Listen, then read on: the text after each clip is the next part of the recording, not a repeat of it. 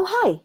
I was just reading a little bit of Robert McKee because we today, in a minute, are going to be talking about the secrets of bringing work to your market. And we're also going to be talking about the most practical thing an actor can do every day.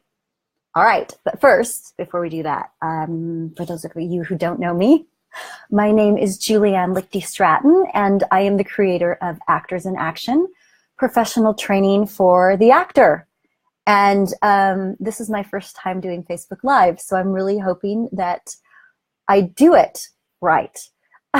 Anyway, I think I'll be okay, technically. I watched lots of tutorials. Okay, so that's a little bit about me. I'm really excited that you're here with us. We have a lot of cool things to go over. So why I'm doing the Facebook Live for Actors and Actioners is because I'm trying to reach out, build a community, have a discussion board for where we can talk about things about acting, the acting business, everything to do with acting, acting technique, how to promote your career, how to make sure you can book, how to create your own content, which I see some people are here. Awesome. So, which is exciting. So that's what we're going to do. And the way I'm doing it is I'm having people that are on Actors and Actioners, such a fun name, huh?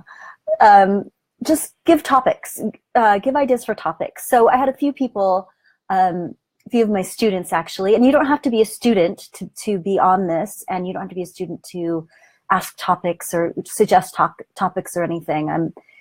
Actors and Actioners is really for the actor everywhere. I know we're based out of Salt Lake, but we're for the actor in every market, and we're just here to build actors and make it easier for us to make it being actors. So, so you're going to suggest the topics, and we're going to be doing this once a week, I do believe. I want to. I think it'll be really fun. And so two of my students suggested a couple of topics. There were topics brought up, but there were two things that I really liked. One of them said, hey, you know, can we talk about daily practical things that an actor can do? And I am a big proponent of that. In my class is actually based off the technique I teach, which is the Lichty technique, which is a combination of all these different techniques. There's some Stanislavski, there's some Uta Hagen, there's some Mamet, there's definitely some Meisner, all of which I've studied, and I put it together in this really tight, fabulous way of making the actor able to hone their skills and do fabulous things. And it's all really based off my daily acting process, what I do in a day, on a good day. I don't do it every day, but I try to do it as much as I can. So I have a ton of stuff to talk about and to share with you guys about that. But we are going to start off with something with the most practical aspect of it first. And I have a really fabulous website. It's called actorsinactionclass.com. I should maybe put it down here so you guys can see it. And it's got tons and tons of resources on it. And there's going to be more. There's going to be voice work. There's going to be movement stuff on there. There's going to be this daily routine on there as I keep putting more and more into it. So, but to cut to the chase with this. So in my experience, my 30 years of professional experience acting, before that, I actually started acting in second grade. So that was even before my 30 years of professional acting. And in my experience, I think the most practical thing an actor can work on is memorization, which I actually used to poo-poo memorization. It's just like, you know what? I can just do whatever I want to do. I'm trying to look at the comments here. Sorry. I'll be fine. I'm playing Lady M. You know, we don't open for a week. I'll be able to just swing it and go on and be able to do my lines. You know, I'll learn them like I'll really get them down like a couple of days before. And I know most actors, we do that, and it's just part of our culture. And I was reading this book called Acting with Passion, which is a fantastic book too. I should put that in there. Acting with Passion. Acting with Passion. right now I can't remember who it's by, and I apologize. But it's a fabulous book, and it talks a lot about memorization and how important it is, and how in Shakespeare's time they were memorizing like left and right. You know, they did hundreds of plays in a year, and they were just memorizing machines, and that our human brains are actually designed to memorize. It's just in our society we don't do it as much. We have tablets, we have things we can take notes on. Back then they had to use their memorization more. But think about it, you learned the language you speak from memorization. So there is something that I have been working on, a technique with memorization that I think is really helpful. And I'm an actor too. I'm an actor just like you guys. I work, I audition, I do the whole thing. And I'm always trying to work on stuff for my classes that will benefit them. So I've been practicing for like the last year, trying to find a really good technique of memorization. And this is what I've come up with so far. And I'm going to put a link in here to how to get to this, but in a minute, but I'm going to talk to you about it.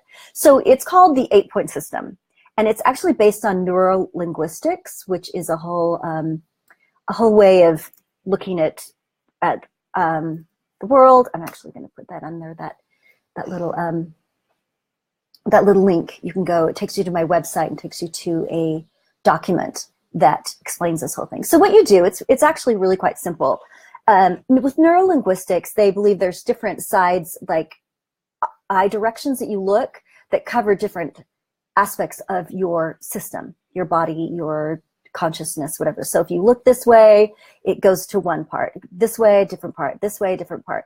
So with this technique, what you do is you're going to use eye movement, which might sound a little crazy, but it actually works really well. So you're going to use eye movement to memorize your lines. So what you're going to do, first thing you do is you're going to take a line from, say you're doing a monologue, all right? So you take a line, you're playing Hamlet. You're going to learn to be or not to be, that is the question, that monologue.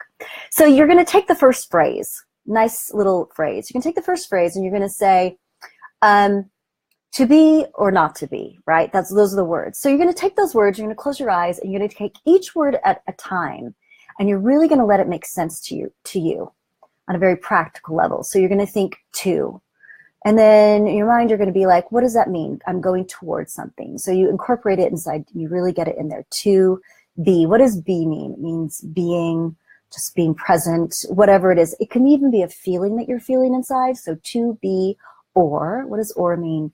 Either or, maybe not, I don't know. To be or not, what does not mean? Not means it doesn't exist. To be or not to, again, to is going somewhere, and be, existing. Okay, so you have those words inside of you. You've put them inside of you and you've let them make sense, each on their own right, okay? So you've got the to be or not to be. Now, the next thing you're going to do is you're going to do the 8-point system. So you're going to look up here. You're going to look to your, this is my left, your right. You're going to look and you're going to say the line, the phrase 3 times. To be or not to be. To be or not to be. To be or not to be. Then you're going to look straight forward, up. Now you're not going to be moving your head like that. You're just going to be holding your head forward, but you're going to be looking up. You're going to say to be or not to be 3 times this way. To be or not to be. To be or not to be. To be or not to be. Then you're going to look to this side and you're going to say it 3 times. Then that side. Say it 3 times. Then down this way, say it 3 times. Then down this way, say it 3 times. This way, say it 3 times. And this way, say it 3 times. Okay? So you've got that first phrase. And then you're going to go on, that is the question. You're going to go up to that. You're going to make each word make sense to you. That is the question. Each individually making sense in just inside of your mind, okay? And then you're going to do that. You're going to go around the clock again and do that. So you're going to do that on all the phrases until you've got a nice little chunk. To be or not to be, that is the question, whether 'tis nobler in the mind to suffer the slings and arrows of outrageous fortune, or to take arms against the sea of troubles and by opposing end them. So you've got that down really nice and pat, right? Okay, because you've gone through these things. Now, the next thing you're going to do, once you have a nice chunk, you're going to get up and you're going to start moving around. You could toss a beanbag, you could wash the dishes, fold the laundry, you could go jogging. Exercise is so fantastic for getting the brain going with memorization, with writing, which we're going to talk about in a second. It's really great to stimulate that. You want to get your body going, all right? You can do this, you can do repeating the lines while you're just doing housework, while you're doing whatever you want to do. You're at the gym on the treadmill. Just put your headphones in and just say it. People think you're going to be talking to your mom. You know, it's like not a big deal. So that is the most practical thing I think an actor can do every day. I don't know if it's the most important thing. In a way it is. I just think it's super, super practical. So I'm passing that on to you. I like to be very hands-on with how to do things. That's how my classes are. They're like super, okay, this is how you break down a script. Okay, this is how you do personalization. Okay, this is how. So in our Facebook Lives, I want to be super, super, practical about that, telling you how. All right, so try it. Now, the thing is, the woman who wrote, I can't believe I forgot her name, who wrote Acting with Passion, she says if you work on something like this for 6 months, you're going to have superpowers. You're going to be able to memorize, superpowers with memorizing. I don't know if you'll be able to fly, maybe, but you'll be able to fly with words. So that's cool. So if you do this, memorization is just a muscle. It's a muscle that we work on. If you do it every day, 5 to 15 minutes every day, you're going to be amazed how quickly you can pick something up and memorize it. Think about it. If you're going into an audition and they hand you a cold read, or they are like, hey, you know, you were good for that role, but try this one instead. If you have like super memorization powers because, excuse me, you've worked on them, you're just going to go off in the corner for a second, move yourself around, get the lines going, blah, blah, blah, blah, blah. You'll go in there and you'll be off book. And you'll totally be able to bring more of yourself. Think about it. Every time you've acted in something, you know, when you do a run of a show, it's like you opening night, you're a little iffy about your lines, but you get them. And then by the end of the 2-week run, you're just like flying because you've got your lines down so beautifully and it's just coming out and you're there and you're present. Or if you go to an audition where you're super, super prepared, or a callback and you just know everything cold, then you know that yourself as an actor can really flow out, right? So think about having that, you know, for just whatever you're doing with acting. It would be a really, really cool thing. So I really encourage everybody to work on that daily, at least 5 times a week. Really work on it. Experiment, you know, experiment, and then let me know how it goes. Because like I said, I'm always looking for, is there a better way to memorize? Is there a better way to do this? Is there blah, blah, blah? So that can be our little experiment, and we can check in about that later. Okay? All right, cool. So that's my tidbit for the most practical thing you can do every day as an actor. Now, let's get back to Robert McKee. All right, so this book, Story, which you can see is thrashed by me because I've had it forever, and I have used it over and over again.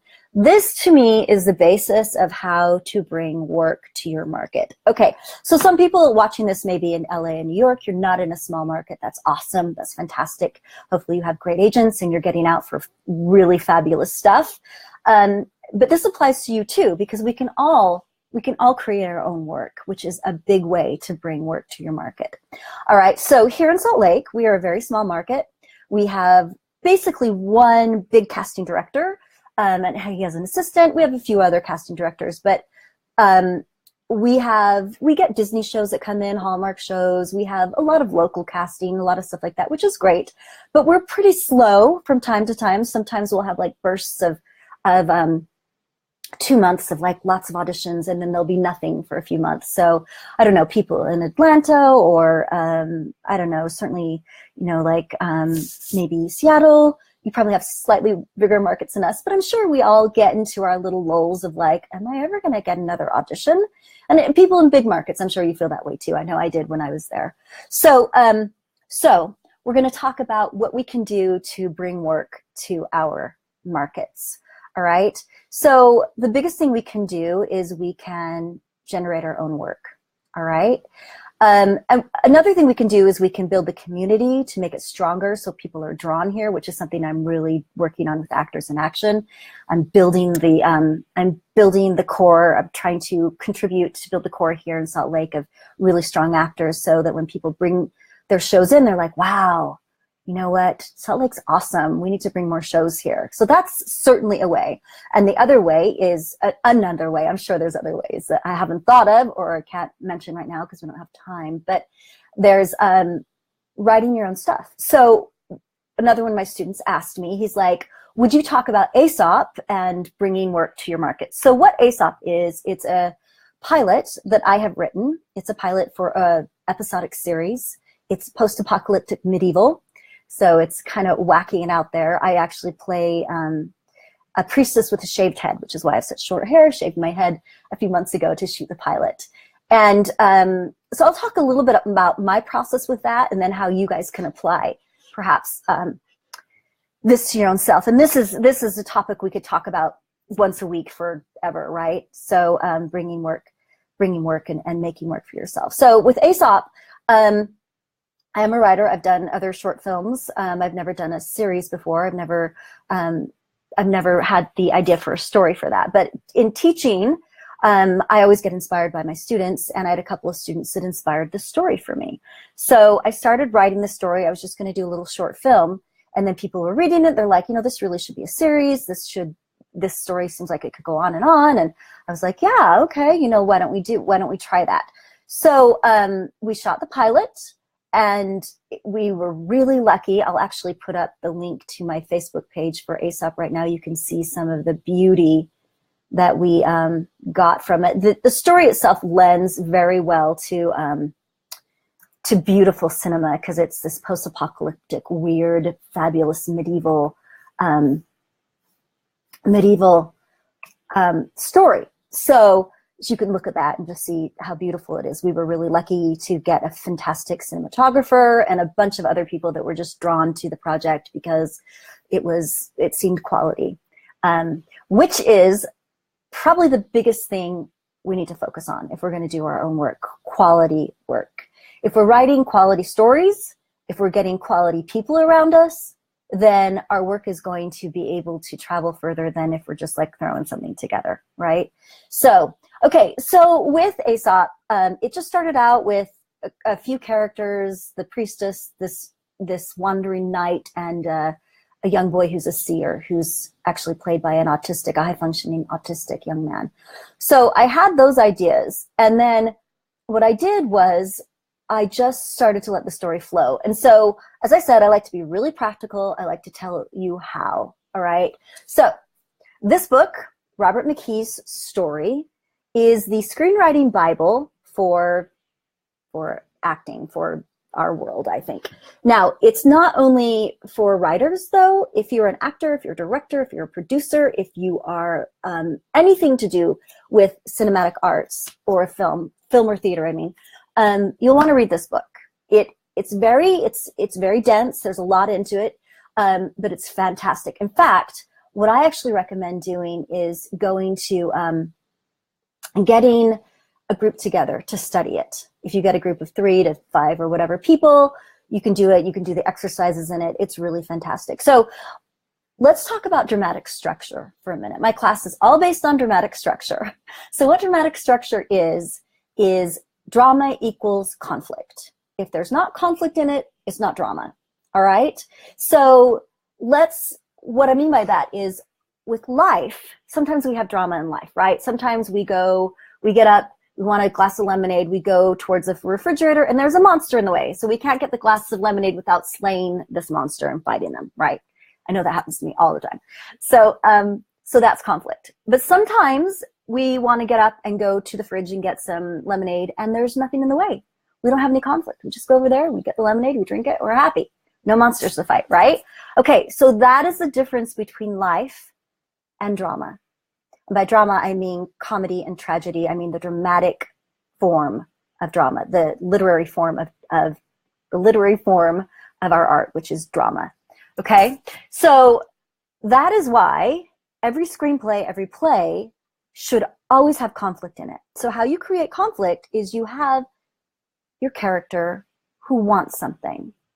You want something, this character, all right? Then there needs to be obstacles in the way. This character, Hamlet, wants to discover why his father suddenly died, all right?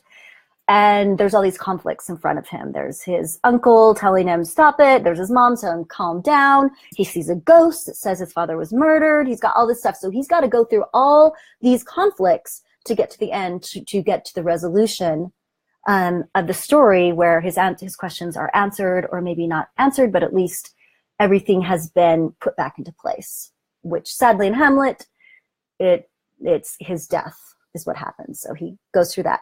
All right, so your screenplay, whether you're doing a short, whether you're doing a a feature, doesn't matter. It needs to have conflict in it, okay?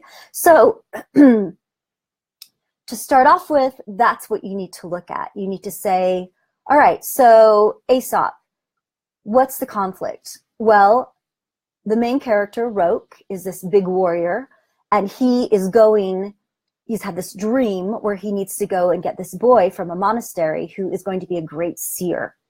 So he goes there, he takes his men, they go and they have to meet with this evil priestess who's bald and very mean, me. He goes there, he gets the boy, and it turns out the boy is what we call autistic, but they would call daft back then.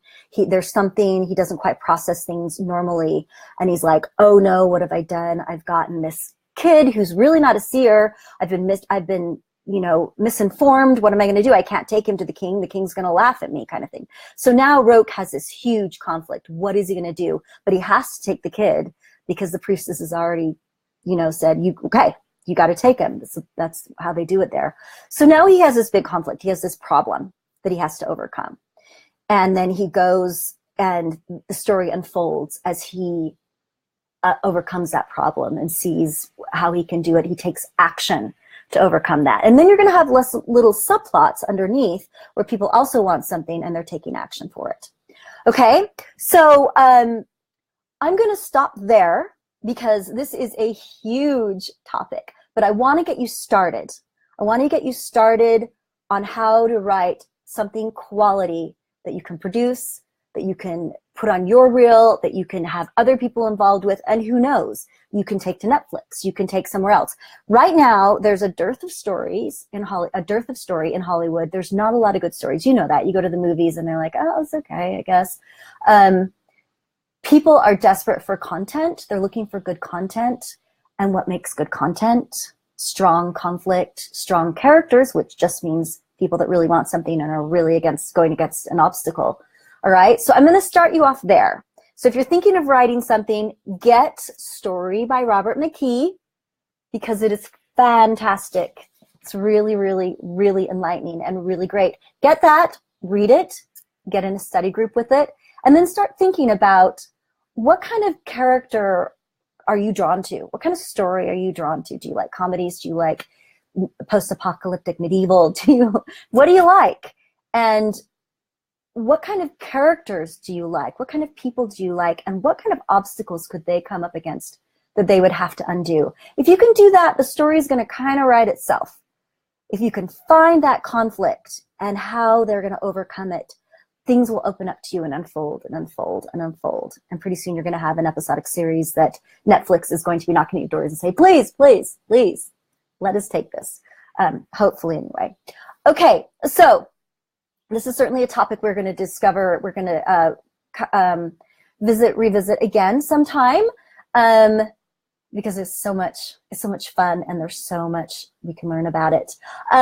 Just last things, I'm just going to wrap up by saying, oh, I'm getting little love heart things. I don't know yet how to read the comments, guys. I'm so sorry. I see that there's 10 comments right here, and maybe I can try again. I don't know how to read them. Oh, I forgot to tell you, if you like this, we are liking it. That's awesome. Like it, comment, that kind of stuff. That helps get Facebook to circulate this more so we can get more people to be interested and to be able to grow with us with this, because I'm really big on building community. So there's just a couple of things that I wanted to talk about just in wrapping up. First of all, one other thing you can do that's really, really awesome is to get in a good writing class, okay? That's really helpful. I'm just putting in the comments, there's a woman here, Chelsea Goodwin. She is starting to teach a screenwriting class here in Salt Lake. You can PM her and at the link below, and she will allow you into the group if she thinks you're serious. And she's starting that class, so it's great. It's great to be in a class, a good class of any kind is going to help you. It'll motivate you. It'll help you find other people that are like-minded, that are also writers. Maybe you'll find a writing partner. I know it's hard to get yourself motivated to write sometimes, so it's good to get like an action buddy, a writing buddy with that to help you. Here is How to Get Story by Robert McKee. This is the link to the Amazon thing for you can just click on it and order a Robert McKee, or you can go to your library, or sometimes you can find them in secondhand bookstores. sometimes. Okay, so there's that. Also, for those of you who are in Salt Lake, remember that tomorrow we are starting our $5 improv class there. Oh, I'm getting loves and wows and likes. Oh, and flowers. Thanks, guys. Next time I'll be able to read comments better. But this is so fun. Anyway, so tomorrow at Suro Studios, which is 740 West, 1700 South, Suite 5, from 4 to 5 p.m., we are having our first $5 improv class. It's for anybody. Kids can come, like 10 and up. They can come. We're just going to do some improv stuff. We've got some fantastic teachers lined up for it. Tomorrow is going to be, we'll see what happens tomorrow because they're all the improv teachers in Salt Lake are in a festival this weekend. And so it's been hard to pin them down, but we're going to do something really fun tomorrow. So it'll be awesome. And one last thing, the advanced class, AIA advanced class showcase is the 26th and 27th in January. We're going to be doing really fun stuff, Chekhov and Shakespeare and just some beautiful scenes. And it's for a charity. We're donating all proceeds to Help Hope Live, which is a charity that helps people who have had organ transplants and help them fund their lives because you have an organ transplant and you can't work for 4 months or whatever. So we're really excited about that. We have showcases twice a year and we're going to be making them charity events as well. So what else? Oh yes, so I am actually now leaving to go to the Wasatch Improv Festival. My husband and I are going to go to that tonight. I'm really excited. So I just sent a link for that if you have time tonight. It's 7 o'clock down in Midvale. It's also tomorrow night. There's going to be 30 different groups from around the country there doing improvisation. And Tom Shannon and his group, Quick Wits, are going to be there. They do the Hot Toddies classes here in Salt Lake on Monday nights. And they're also going to be helping us out with the $5 improv. So guys, thank you so much for making this my first Facebook Live. It was really fun. Next time I'll be able to read comments. I'll practice or something. I have 16 comments. Awesome. Probably most of them are from me though, right? With sending out my blurbs. Anyway, thank you so much, actors and actioners. I'll see you next week, same time, 5 o'clock on Fridays. That's MST. And you know, pass the word along. Get your other friends, other actor friends, to join up for actors and actioners because it's going to be an awesome thing when we're going to just take over the world. So, all right, over and out. Thank you. Bye.